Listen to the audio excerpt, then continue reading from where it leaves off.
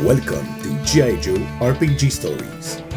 In this podcast, I read after-action reports from our S.N.A.K.E campaign using the G.I. Joe Roleplaying Game by Renegade Game Studios. I am David Martin, the Game Master, and this is episode 100, Blackout. I consider this one the unofficial first episode of our first season, since the story wasn't fully my own work. And since it features the introductory adventure from the G.I. Joe role-playing game core rulebook, which was written by Ryan Costello, beware of spoilers going forward. August 2023. It was our very first game session using the Essence-20 system. During our session 0, the players expressed that they wanted to move away from the ease of modern technology and return to what we all thought was a simpler time. And since we were all about the same age, we decided to set the campaign in the 1980s, back when we were kids playing G.I. Joe. I chose 1986 as our starting year, which in turn defined the range of characters who could logically appear in the story. The player characters were first picked up by Clutch at a US military base and climbed aboard a G.I. Joe APC with their gear. Among the new recruits was Contact, a muscular bald man sporting a dark goatee and mirrored sunglasses. The Vanguard's red, black and white camo pants caught the eye, but the most unexpected part of his kit was the set of pink straps attaching the ammo backpack to his Gatling gun. They were meant to honor his wife, who had died of cancer back when he was a sergeant in the US Army. At the back of the amphibious personnel carrier, clad in a dark trench coat, sat Cracker. The slender redhead was slouched in his seat, suggesting that he'd been a civilian before joining the Joes. The technician had one arm resting nonchalantly on a steel-reinforced wooden crate, and his expression made it clear that he wasn't thrilled to be there. Knockout, on the other hand, looked glad to be part of this new adventure.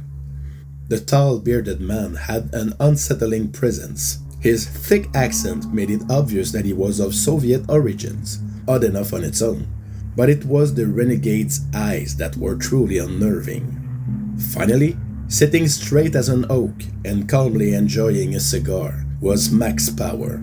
He didn't talk much, but one glance told you everything you needed to know about the officer. He projected poise, confidence, and discipline. When they finally arrived at G.I. Joe headquarters, they were greeted by Dial Tone, who helped them load their equipment onto carts for storage in the armory. Before Cracker added his big wooden crate to the cart, he opened it to check the contents. Inside was a four-legged robot that had been disassembled for transport. "I always liked dogs," he said. "They are loyal friends, but for combat I find them a bit too squishy, so..." He removed the lid completely and began assembling what looked like a metal dog. "Meet Jack, my very own steel-reinforced loyal friend." "Oh, it's a nice toy that you have," said Dial Tone. "but you can't take it along with you around the base until it has been properly processed." Not wanting to cause trouble, Cracker simply instructed his drone to climb back into the crate and wait for further instructions. Dial Tone then gave them a tour of the base, introducing them to some veteran Joes. But at one point, an alarm sounded. Cobra had been identified nearby and was about to cause trouble. Everyone rushed to their vehicles, grabbed their essential equipment, and sped off. It was an excellent demonstration of the G.I. Joe team's efficiency and coordination. While he would have liked to take part in the mission, Dial Tone stayed behind to help the new recruits get settled. But first, to help the players get a feel of the mechanics of the game before things got serious, I had planned a tutorial scenario for them. "Do you really expect us to fight that?" asked Cracker in disbelief, as he saw a repurposed Cobra snake armor waiting for them in the arena. There is a similar challenge in the original adventure, featuring a repurposed battle android trooper, but I thought an army-grain snake armor would just look amazing. "What? It's 4 against 1, replied Dial Tone. I'm sure you can manage. All weapons and grenades had been swapped with non-lethal options. Cracker was also handed a temporary training drone to give him something to practice with. The players rolled terribly. The dice just weren't cooperating, and Dialtone, who was controlling the drone remotely with his technology skill tests, was having a very good night. Cracker had instructed the drone to assist the others, but the snake armor made it its main target and wrecked it early in the fight. Well, the way things are going, I should probably switch to the beginner's version of this challenge, teased Dialtone. At that moment, they started getting creative, and that's when the tides turned. Contact landed a solid hit with his Gatling gun. Knockout grabbed the destroyed drone and used it as an improvised weapon to score a critical melee blow. He did more damage than if he had used the nerfed weapon that he had received. Hey! That's cheating! Said Dialtone. But I see that you guys can improvise, so well played. Then Cracker used his extensive technological knowledge to locate a weak point somewhere between the plates. An attack with his saber disrupted the controls, and by the next round, the robot was down. Later, the lights suddenly went out. Cracker, who was in the observatory with Dialtone when it happened, had seen a beam of light descending from the sky, and quickly realized what it was. It looks like we've been hit by an electromagnetic pulse, he said over the comms. It could only mean one thing. They were about to be attacked. If you go to the comms room downstairs, said Dialtone, you should be able to restore the power. But before running toward Enviro Control to get there, they made a detour to the armory. There's no way I'll go into combat without a proper weapon, Contact said, referring to the nerfed gun that he had in the training exercise. If it doesn't weigh at least 100 pounds, that's not a real gun. Cracker was just as eager to reunite with his drone Jack, which he had built himself. Since everyone had left in a hurry, the quartermaster was gone and the armory was locked, so they had no choice but to force their way in. Luckily, Cracker was no stranger to bypassing security protocols. Then Contact, Cracker, Knockout, and Max Power ran toward Enviro Control. On the way, they heard frantic flapping in the vents. They removed an access panel and found the panicking Drainen Yellowbird. Alert! Alert! Sailor down! Sailor down! They recognized Shipwreck's parrot, Polly. When they informed Dialtone about their discovery, he revealed that Shipwreck was supposed to have left with the rest of the team, so they realized that the enemy was probably already inside the base. They approached Enviro Control carefully, entering in pairs. Contact, who was about 20 feet behind, spotted something. "Hey, watch out!" he shouted as he opened fire. They looked up to find a very large spider that had been hanging from the ceiling. But it was not the only one. More 8-legged beasts came at them. One was much bigger and surprisingly sturdy. They quickly realized that it was actually a drone, and that someone was probably hiding nearby to control it. During the fight, as they were looking for the spider handler, they found Shipwreck, unconscious and tied up on the floor. The spider handler, who called himself Beef, offered some resistance, but as soon as his drone was defeated along with the other spiders, he had no choice but to surrender. While some of them interrogated Beef to get more information and confirmed that he was part of Cobra, Max Power tended to Shipwreck's wounds. "Thank you," the sailor said. "I don't know what happened. I was doing inventory in the maintenance closet and this guy got the jump on me." "You're lying, sailor! You're lying!" said Polly. You shut your beak, you lazy bird!" The PCs were trying to assess whether he was telling the truth, receiving help from Polly's accusations and the sailor trying to shush him.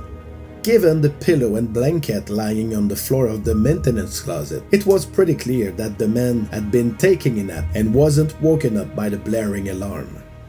After that, they were again on their way to the comms room. Contact and Tracker took the service elevator, in which some storage crates had been loaded. The Vanguard braced his weapon to keep it steady. He was ready to open fire. To make it a bit excruciating, I described how slow the elevator was moving and even mentioned that dull elevator song playing in the speakers. It was just a funny way to highlight how trapped they actually were. They had more than enough time to look around, and that's when they eventually noticed it.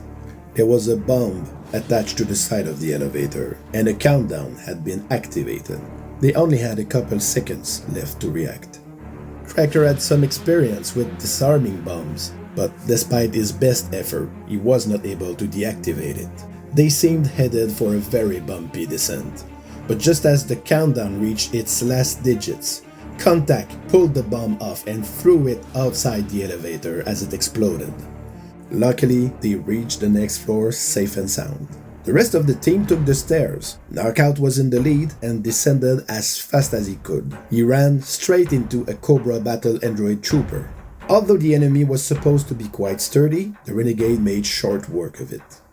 As they finally reached the doors leading to the comms room, they noticed the humming of an engine and faint odors of carbon monoxide. Dial tone said nothing about a generator, Tracker said. Then we better get there fast, urged Max Power. As they opened the door to get inside, they found computers running and a televiper that was transferring data to a device. The main screen at the end of the room was completely black, except for a white progress bar. A motor viper stood near the exit, ready to make a run for the motor pool. The Joes needed to act fast, and Knockout charged forward. He was surprised to find that a Cobra officer and troopers were waiting in ambush. He ganged up on the Renegade, but the dice didn't favor the Game Master this time. Seeing that the motor viper was about to leave, Contact and Max Power opened fire on him. The wounded Cobra driver managed to flee. As he was about to pursue the motor viper, Knockout spotted the generator just outside the open door, and he went for it despite being already under fire. Once he reached the device, he grabbed it and smashed it on the floor repeatedly to destroy it. The data transfer was aborted. The last Cobra soldiers dropped their weapons, and the motor viper was recovered in the next room. In the aftermath, Knockout taunted the Cobra officer. "Hey, you," he said with his thick Russian accent. "You can tell your Cobra friends I am not dead." This comment hinted at the man's murky past. "What do you mean, Knockout?" Max Power asked, frowning. The rest of the team didn't know yet that the Renegade had been working for the enemy before joining the Joes. When he heard the name, the Cobra officer had a glint of malice in his eyes. "Knockout, huh? I've got a message for you, traitor," he said. "Ruslan Tiernov sends his regards." "Dead men don't send things," Knockout said, his gaze a mixture of impatience and incomprehension. "What do you know?"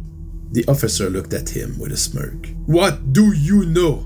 Knockout repeated firmly, but there was no reply, only a defiant stare. The other PCs were surprised to see Knockout snap as he started pounding on the prisoner, nearly beating the man to death before being stopped by Max Power. This brought many questions, but the answers would only come later.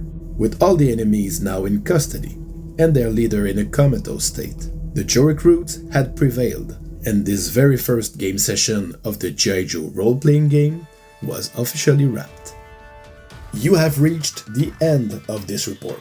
If you would like to know more but don't want to wait for the next episode to drop, you can visit my blog at gijoRPGstories.wordpress.com. Until next time, this is David Martel signing off.